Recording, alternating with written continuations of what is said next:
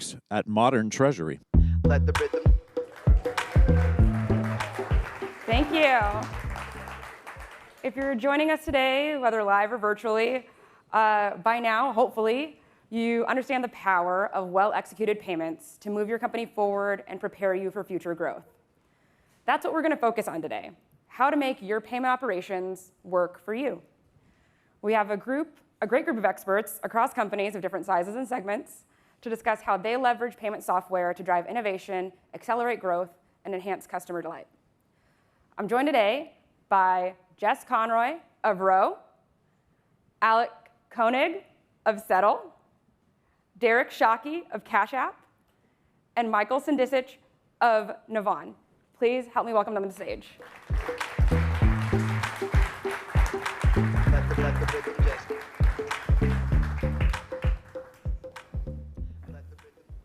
Thanks so much for being here with us today. I think to get us started, can we have each of you do like a quick intro and tell us about how your company leverages payment software? Jess, we'll start with you. Okay. Row is delivering the first system of record for hospitality operating companies, asset owners, and the brands that they manage, which means we're collectively touching over $500 billion of spend annually. And Row provides both data and insights, as well as seamless reporting, financial operations, and we use Modern Treasury to help us move the money. Alek? Yeah, Settle is a cash management platform for e-commerce brands and CPG companies. So we're really taking all the documents and data that they have and moving money on their behalf to their suppliers, vendors. And the really unique thing that we do is we provide working capital throughout that platform to really solve acute pain points for them. So Cash App is really an all-in-one financial services app. It's not just P2P, but also banking and investing. And on top of that, we're part of this broader Block ecosystem where we have Square on the merchant side and Afterpay bridging the Cash App consumer side. And we even have our own bank, Square Financial Services. So payments are really kind of core to everything we do. We grew up as a payments company, and that's still such a big part of what we are. Cool. And Navan, some of you may have known, we recently rebranded from TripActions, but we are an all-in-one travel, corporate card, and expense management platform. We really automate the entire expense management process by, when employees swipe our own cards that we issue, whether it's virtual or physical, we take all the context of whether you're on a trip, what's your department, cost center, region, who you're with, what's the merchant data, so we know where you're spending your money. And it really automates the entire expense management process. And we leverage Modern Treasury when you don't use our cards and you expense with your own cards. We pay back employees in over 30 currencies around the world, hundreds of thousands of transactions every month. Wow, that's super global across all sectors of the economy. We know that building payments into your business is really tough, and that's why a lot of us are here. Can you talk through some of the challenges that come with building and scaling your payments infrastructure or managing payments within your software? Let's go ahead and start with Derek. Yeah, I think for us, we are a payments company, but we are technology first. And a lot of our partners are banks, financial institutions, financial services companies that are finance first and not always tech first. So a lot of them rely on older technology. There's less standardization. So those integrations can be really hard and really expensive to build. And it's challenging, it's fun. We like building those integrations, and we have experience doing that. But there's also virtue, and we talked earlier about build versus buy, and so that has to be part of the equation. Yeah, and I think what you said, Derek, about sort of standardization and a lot of companies that we work with Row, you're talking about the Marriotts of the world and the Hiltons of the world, and you're talking about revenue that they've run through Excel file and replacing PDFs. And I think the challenge is a lot of times you can look at payments and think it's just the actual transaction, but there's everything that happens after that, and that's the client service. How are you moving the money? Where is it going? What's the data you're attaching to it? How are you tracking it? And I think that a lot of that gets lost sometimes because you think like, oh, we just process the payment. Yeah. I guess I'll add, for us, we don't view ourselves as a fintech. I would say we started off as a corporate travel company, and we knew that building expenses and embedding payments was going to create a better solution for our customers. And we really rely on partners to be able to deliver a lot of the fintech infrastructure. Otherwise, I don't think we would be able to, to go as rapidly as we needed to into the space and build and go and compete with the other players out there. So I think for us, we recognize that it's insanely challenging, and leveraging players out there to help support that are really, really crucial. Yeah, for us, our payment operations are so complex. For our merchants, we need to pay vendors globally, FX, USD, and domestically, if it's checks, ACHs, wires. And for a lot of these transactions, their business really relies on it. Like, hey, I won't get this inventory until this vendor's paid.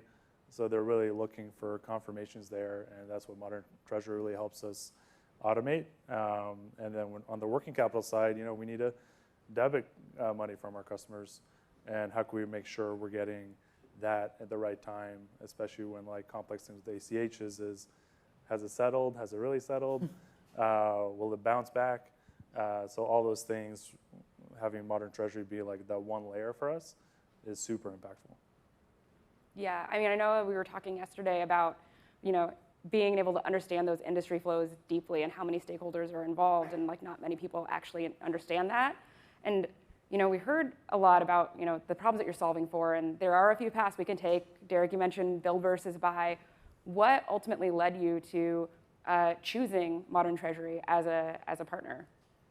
Yeah, so I think to my earlier point in that some of our partners just move at a very different pace and have a very different sense even of what risk is. And so for us, we're oftentimes trying to build the nucleus of something quickly to understand how it works or if it works. And that's really hard to do when you want to build something in 2 weeks and the bank tells you, oh, that's a 9-month integration because it has a 3-month certification and so on. And so for us, thinking about how do we get to market more quickly, how can we sort of start small and learn without having to sort of invest upfront in these complex integrations. Like I said, they're fun to build, but they're hard and they're expensive. And so how do we think about getting to market sooner? Yeah, I think for us, it was very much the speed thing. We had this travel platform. We had our own virtual cards and physical cards we were issuing. We launched that on February 25th of 2020. And a week later, everyone got sent home. Everyone stopped traveling. Our revenue went to zero. And we kind of thought, OK, we probably need to diversify our product sets and come up with something that we can deliver to our customers. And part of that, we naturally were going to move into end-to-end expense and spend management from the whole travel payment space. But we were talking about it in 2022 or 23. And immediately, like the next week, we started reaching out to players like Modern Treasury. And we thought the same exact thing. We were talking to our banks and saying, we want to build an integration. How long would this take? Modern Treasury had all of these already set up out of the box kind of flows and products that we can integrate with simple APIs and get set up overnight. So I think that was a reason why we eventually chose Modern Treasury. I think what's more important is actually the reason for staying. And we were talking about this earlier, but there's just an incredible amount of service and customer success orientation that the team delivers for us. Helps us through the SVB crisis, or if our issuer goes down and we've got all these reimbursements we can't reconcile, the team is really quick to jump on and help us. And that's what's caused us to actually not go explore those direct integrations because, again, we wouldn't want to manage all of this ourselves, and we love your dashboards and customer success. Amazing. Shout out to our customer success team in the audience today. I'm hearing a lot about how build versus buy helps you become more of an efficient business. What about how has using Modern Treasury benefited your users, the users of your platforms? Let's start with you, Jess. Yeah, so for us, I think before Modern Treasury, the way that we moved money to the businesses that we work with, very old hospitality brands, very old operating companies, sometimes asset owners, it was very nuanced and everything was very manual. And while manual can be challenging, it allowed us to have a lot of control about how we were working with our customers, how they were receiving funds, what that data looked like. Like, we're not batch sending funds. We're able to provide client records with everything. And we realized that, accounting firms and accounting teams at the hotels and at the operating companies, they weren't used to tech and they weren't used to platforms like you were talking about and very adverse to it, had really come to love how we were sending money and allowing them to seamlessly reconcile. And modern Treasury, allowed us to continue to deliver that. So much so that, when SVB and everything, broke for a little bit, and we went back old school where we were manually sending hundreds of wires a day to our partners and our properties, we realized that the data that you all allow us to provide and that level of customer service is something that they come to depend on, because our phones started ringing. So while we wouldn't think that they would have realized that we were sending money a different way, they immediately were like, wait a second, where's that client record that usually is in the wire details? And even though we were manually putting it in, they weren't seeing it the same way. Yeah, it's like the recon thing that Duncan and Matt were talking about earlier. Yeah. Yeah, for us, it's just so seamless for us to work with multiple banks, different payment providers, and have the experience to our customers be the exact same, so they don't even notice the difference. And it's something that you touched on with the, information that you receive back. We pass that directly to our customers, so they have all the information they need to feel comfortable that the money's there.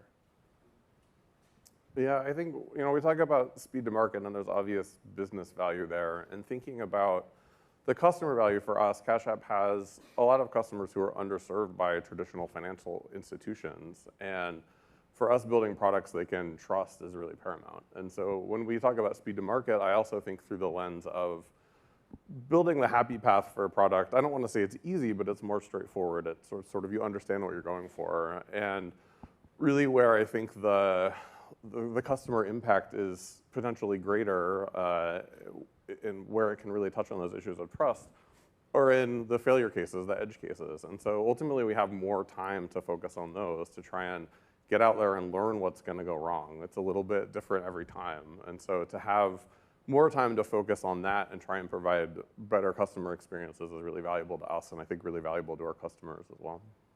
And on our end, if you think about traditional expense management, you're typically swiping your card, fronting your own money, personal money on behalf of the business. If you don't have a card, you take these receipts, you put them in your pocket.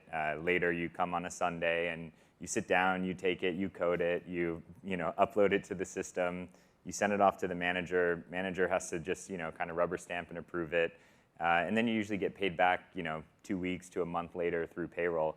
The way that we operate is if an employee spends money on behalf of the company, they're paid back within 24 hours by individual transaction, not by waiting for a whole report to get submitted.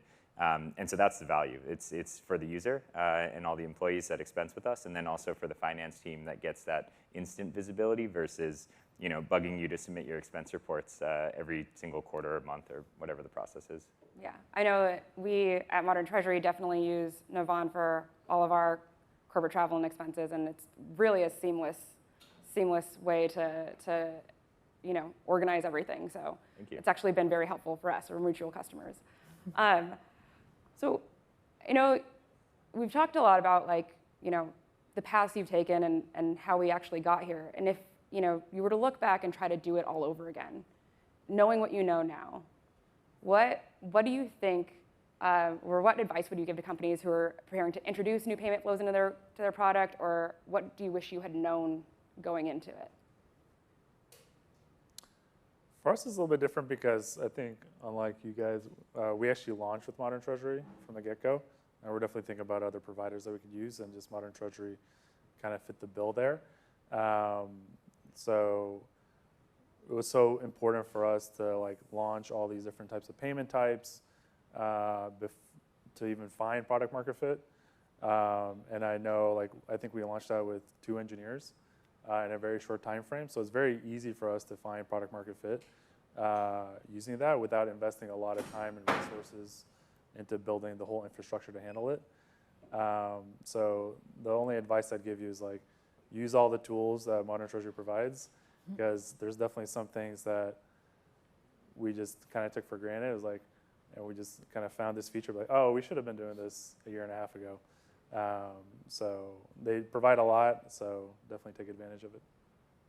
I think on that note too, it's about finding partners. For us, we're building something that's very industry specific and entirely greenfield space. This revenue stream has never been operationalized. There's we're replacing, people are managing, millions of dollars of receivables in Microsoft Outlook calendars right now. But I think when you're building for something so specific, sometimes it's easy to think you got to build it all yourself. And to your point, there's partners out there that you can work with that might be able to help you build what you want to build faster. And so you don't have to build everything yourself. It also gives you the opportunity, like we partnered with different people, and there are certain things that work at a moment in time and allow you to learn from that software and be like, ooh, it does all these things I need it to do, but I need to do a couple other things. Now I know exactly what I need to build. And so there's that opportunity where like you don't need to build from scratch every single thing. Yeah, I think for us, even as a pretty large established payments company, we have great teams of engineers and product folks and risk and compliance and payments experts. And even still, I feel like we learn new things every time. It's a little bit different every time. Customer behavior is really unpredictable. Bad actors are just relentlessly ingenious. The regulatory landscape is always shifting a little bit.